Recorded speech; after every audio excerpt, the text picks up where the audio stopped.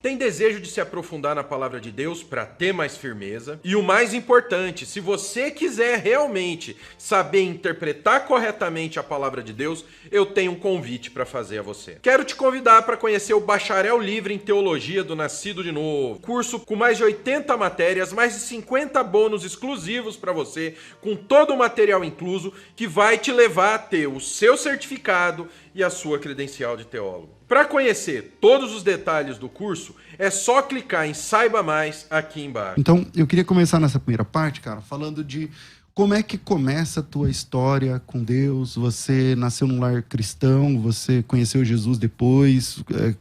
Como é que é a tua história? Eu tô falando antes de Silvia, antes de casar, antes de tudo mais. Quem é o Ed e de onde vem? Eu cresci num lar cristão por influência da minha avó paterna. Meu pai faleceu, eu tinha pouco mais de 2 anos e a minha irmã 6 meses. Então, minha irmã ficou mais com a minha avó materna e eu fiquei com a minha avó paterna. E cresci, boa parte da minha infância eu passei num orfanato da igreja presbiteriana. Mas a minha avó era batista, frequentávamos a igreja batista lá em Santos, a primeira igreja batista, depois a igreja Nova Jerusalém.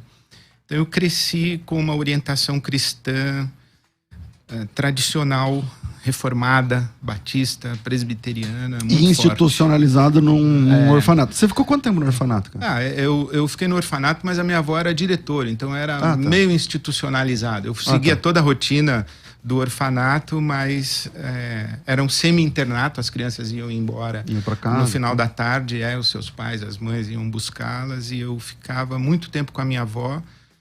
Então, a influência cristã foi da minha avó. Lembro, na minha infância, muitas vezes, minha avó ajoelhada ao pé da minha cama, orando por mim.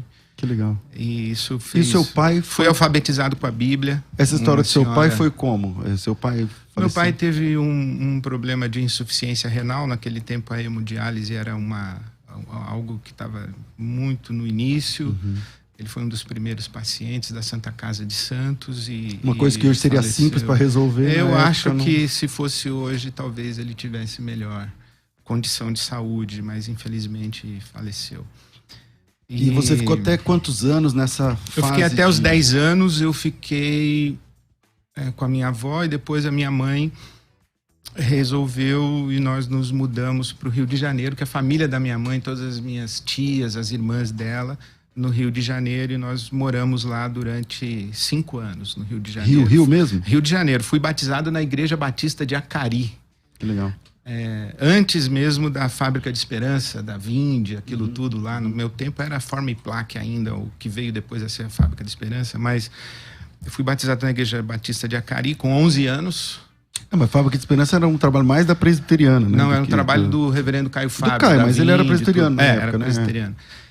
E a igreja onde eu fui batizado ficava dentro da comunidade, que a gente na época chamava de favela de Acari. Né? Então ficava dentro da comunidade, cresci ali até tive a adolescência e tal. até os meus 15 anos, quando a gente volta para Santos. E com 17 eu fui para o seminário, vim estudar aqui em São Paulo, na Faculdade Teológica Batista de São Paulo, e com 21 era pastor. Aqui na Faculdade de Perdizes? A Faculdade de Perdizes. Eu me formei aqui, a graduação, e fui professor na faculdade por quase 20 anos. Pregação expositiva, homilética, disciplinas de Novo Testamento, de prática pastoral. E como que vem o pastorado? Como é que vem o casamento? Onde é que vocês conheceram, vocês se encontraram? Eu conheci a Silvia na faculdade. Em Santos? Aqui? Não, aqui em São Paulo. A Silvia era professora. Infelizmente eu não tive aula com ela, não foi minha professora, mas eu conheci a Silvia na faculdade, aqui. No Seminário Batista. E aí vocês... Foi quanto tempo para até casar? 2 anos. 2 anos. Foi rápido. Foi rápido. E aí você, como professor, tal, como é que chega o pastorado? Porque mais de 30 anos na mesma igreja como pastor, então você começou cedo lá, né? Eu com 21... O meu pastorado começa com a inspiração do meu pastor na época. Na minha adolescência, o meu pastor era o pastor Jackson Roberto Rondini, da Igreja Batista do Marapé, em Santos. E eu olhava para aquele homem e eu dizia, eu quero ser igual a esse homem aí quando eu crescer. Ele era isso sua aí inspiração. Que eu quero ser. Ele era a minha inspiração. Ele te inspirou a ir pro seminário e tudo mais? Ele me inspirou a ir pro seminário, foi ele que me recomendou. E eu, quando fui para o seminário, eu tinha 17 anos. Para vir de Santos para São Paulo, a minha mãe tinha que assinar uma autorização do juizado de menores. Caramba. Então eu cheguei no seminário com 17 anos. Lá você morava no seminário? Eu morava na República internato. do Seminário. Legal. No internato do seminário. E aí, como é que você chega na Igreja Batista de Água Branca, que já existia antes, né? Sim, a Igreja Batista de Água Branca, esse ano completa 86 anos. Ela foi fundada em 1937, 1º de maio de 1937. Caramba. O meu primeiro ministério foi em Santos, nessa igreja que me recomendou para o seminário, a Igreja Batista do Marapé. O que você fazia lá? Eu era pastor da igreja mesmo. Mas o pastor não era o Jackson saiu e depois eu sucedi. Você assumiu com já lá. 21 anos eu fui ordenado ao ministério e foi o meu primeiro ministério em Santos. Mas depois, assim que casei, em 87, fui pastor em Jundiaí, na Igreja Batista Memorial, em Jundiaí, aqui perto de São Paulo. A Batista Memorial de Jundiaí? Que legal. Eu não sabia disso. 2 anos. Eu morei ali na Colônia, em Jundiaí. Eu moro ali.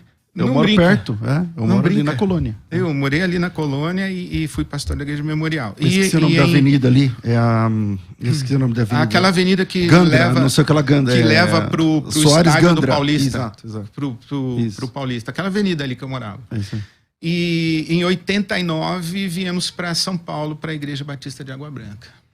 89. Então, Como que é? Porque a Batista, tipo, a igreja convida, né? O pastor. 35º ano. Então, alguém te convidou? Como é que foi isso? Sim, a igreja me convidou.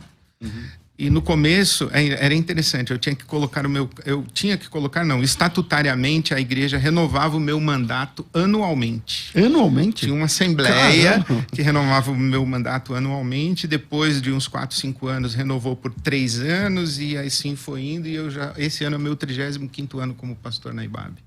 Caramba, e o sistema continua o mesmo, né? Não é anualmente, mas a igreja continua sendo... Na Igreja Batista, o fórum máximo de governo é a assembleia, onde todos os membros membros, né? Não frequentadores, todos os membros têm vez e voz. É a assembleia da igreja quem pode me destituir e é a assembleia da igreja quem me convida, quem me ratifica. Quem que faz a continuidade. E... Nessa forma, quando você chega lá, que geralmente quando é batista, eles te convidam primeiro para pregar, não sei o quê, vamos ver primeiro e tal. Acho que eles viram primeiro o seu Instagram, que na época não tinha. Na época não tinha, não sei se tivesse viram o seu visto. canal do YouTube e tal. Aí é o seguinte, então eles convidaram você para ir primeiro e tal, e você, aí, enfim, tem esse namoro e tal. Como era essa igreja Batista da Água Branca quando você chegou? Membros? Quantos membros tinha? Porque já era uma igreja, já tinha um certo tempo. Ela tinha umas 250, no máximo 300 pessoas que frequentavam. Era um templo pequeno, na Rua Clélia, aqui na Lapa, em São Paulo. Um terreno pequeno. Próprio, né? E em 1994, nós tivemos a nossa primeira mudança. Eu cheguei em 89. Na primeira fase foi terrível, porque anualmente renovando o meu mandato. Você está sendo a corda bamba ali. Aquele primeiro ano a gente está medindo distância. No segundo ano já complica. No terceiro ano... O meu pastor me ensinou isso, inclusive. Um dos meus pastores, quando eu era seminarista, o pastor Isaltino Gomes Coelho Filho, o pastor Isaltino me dizia, olha, o pastor que passa do terceiro ano numa igreja só sai de lá quando quer, quando morre ou quando tem um escândalo. Então você tinha que vencer esses 3 anos. Porque no segundo ano você já mapeou mais ou menos a igreja, você já sabe quem bate na mulher. Você está medindo a temperatura. Quem passa cheque sem fundo, quem não sei o que e tal. Quem presta, quem não presta. Você sabe quais são, você já mapeou os feudos dessa comunidade, quem manda, quem não manda.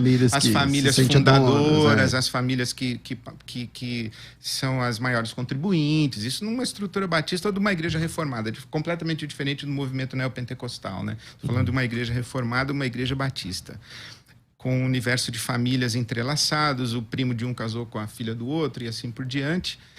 E ali no terceiro ano fica muito claro quais são as famílias que vão dar apoio e suporte ao seu ministério e as que não querem mais você. E começa uma queda de braço que às vezes não é, que geralmente não é assim guiada pelo Espírito Santo. E aí, no meu 4º ano, eu tive meu mandato renovado para mais tempo. E no 5º ano, nós fizemos a nossa primeira mudança, saindo do templo próprio para uma sede alugada. Porque já estava crescendo mesmo. Estava crescendo, então, não cabia mais. Na igreja. Não cabia mais. Hoje, quantos membros tem a igreja? Eu sei que essa pergunta é difícil falar, difícil, mas uma estimativa. Nós chegamos perto de 6 mil membros, mas temos uma frequência, eu acho que, considerando essa frequência razoavelmente rotativa, a pessoa hoje vai na igreja no domingo, falta um, vai dois, falta um, vai um, falta dois. Acho que nós temos um universo de aproximadamente 10 mil pessoas frequentando a IBAB. E nós temos uma nomenclatura diferente. Nós chamamos de membros e frequentadores. O rebanho IBAB, eu acho que está ao redor de 10 mil pessoas. Entre membros e frequentadores. Legal. Tem essa... Eu acho que, tipo assim, eu acho que talvez também o pastor da igreja, eu vi aqui, o presidente do Conselho de Pastores aqui de São Paulo, deixa eu me lembrar o nome já, da igreja aqui da Vila Maria, eu esqueci o nome agora, me foge aqui da memória, mas é uma das primeiras grandes igrejas, né, de São Paulo. Eu não lembro se tem uma outra grande igreja que tenha o número de milhares na década de começo de 90. Eu não sei se tem, mas talvez a sua, mais uma ou duas aqui em São Paulo. Na cidade de São Paulo. Na cidade mesmo, tô falando. Eu acho que... E hoje tem muitas mega igrejas, né?